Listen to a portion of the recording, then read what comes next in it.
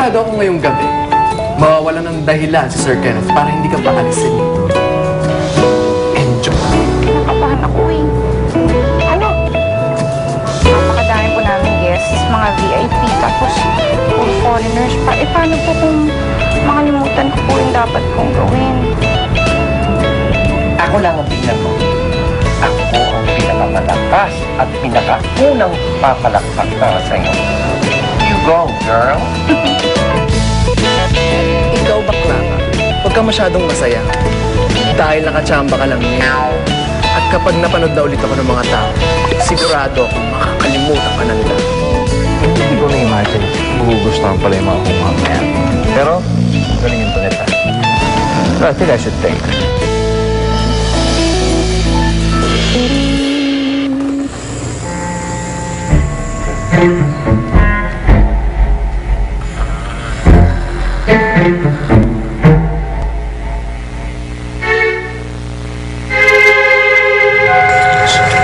Juan,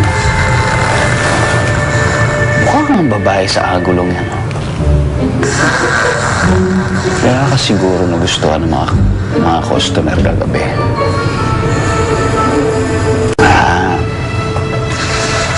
Kaya sige. Sige, okay lang. Milik-hilik ka lang dyan. Okay, pagbibigyan kita. Ha? Pagbibigyan kita.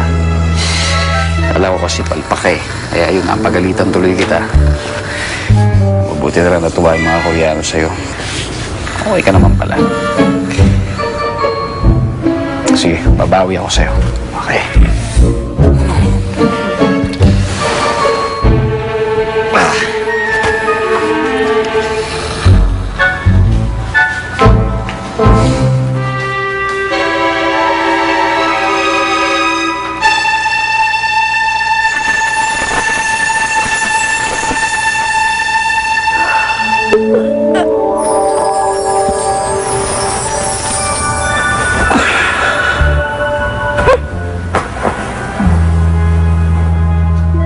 Wale si Master Sungit.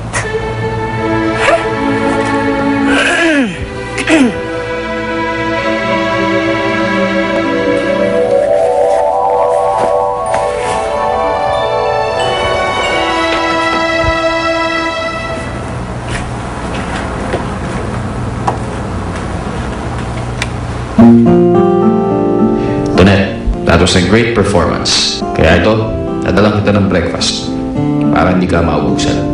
Kenneth. Di pa note-note pa. Excuse me, no? Hay nako, hindi porket sikat na ako ngayon eh. Akala mo close na tayo. Katapos mo kong sigaw-sigawan. Ha?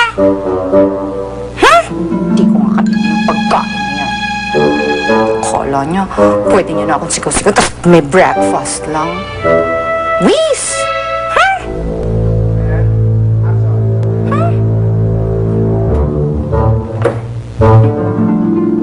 Binigyan mo ng breakfast in bed. Baka isipin nun, pare, nililigawan mo na siya. Si Raulo. Hindi, no? Ano lang yun? Parang uwi ko lang para mag-thank you sa kanya. Tsaka isa pa, peace offering, parang apology. Di alam mo, sa totoo, kawawa rin sa akin yun. Oh, bakit naman daw naging kawawa si Tonet? Eh kasi minsan, nyari, umuwi ako lasing. Sa kanya ko nabubunton yung galit ko sa kanya. Tsaka sa lahat ng tao.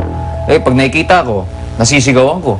Kahit wala namang ginagawa. Kaya kawawa talaga. Minsan nga, kahit hindi ako lasing, nasisigawan ko eh. Kaya tama lang ginawa ko. Sabi ko. Pare, for all you know, nagre-rejoice yun na ma-roommates kayo. Bading yun, pre. Baka nakakalimutan mo. Hindi ganun yun. Iba yun. Hindi naman manyak yung si Tonet. Para mo naman nalaman.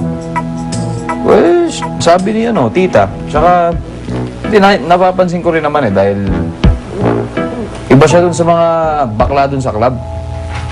Talagang may pagkakaiba pa yung mga bading, ha? Meron ah. Hindi, yung iba kasi masyadong parang masyadong padaldal, masyadong, alam mo yun, yung maharot, kasi yung maingay. Si Tonet, hindi eh. Di ko alam, minsan inisip ko parang babae nga. Pare, itsura pa lang baklang-bakla na. Oo nga eh. Di ba? Baka mamaya nahihiya na magpakalaw dyan kasi bago pa lang. Oh. Siguro. Jude! Sino gusto ng fresh juice? Juice po, juice? Inom pa kayo ng fresh juice? Ay, ma'am, fresh juice po. Eto po. Para sa inyo po yung juice na yan. Inom kayo ng juice, ha? Uy, Tunet Star! Tunet Star! Gising ka na! Halika nga dito, Tunet Star! Oy, tabi, bakla! Ang star dito nakaupo. Oh, bibigyan kita ng food. Ano ka ba? Nakakahiya naman kay bakla. Kumusta naman ang Orlok Tina Bells ng Ray na kagabi? Siya! Ang babaeng yun, nahulog sa kanal.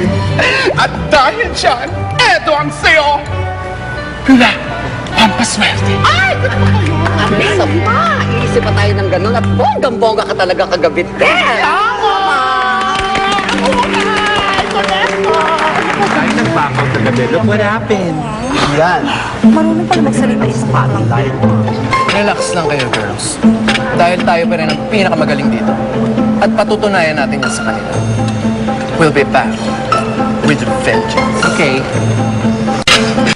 Okay, Starlet. Huwag ka munang tumambling at magfubiling dyan.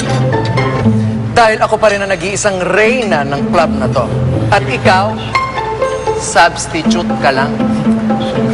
Etong tatandaan mo, hindi mo ako kayang pantayan.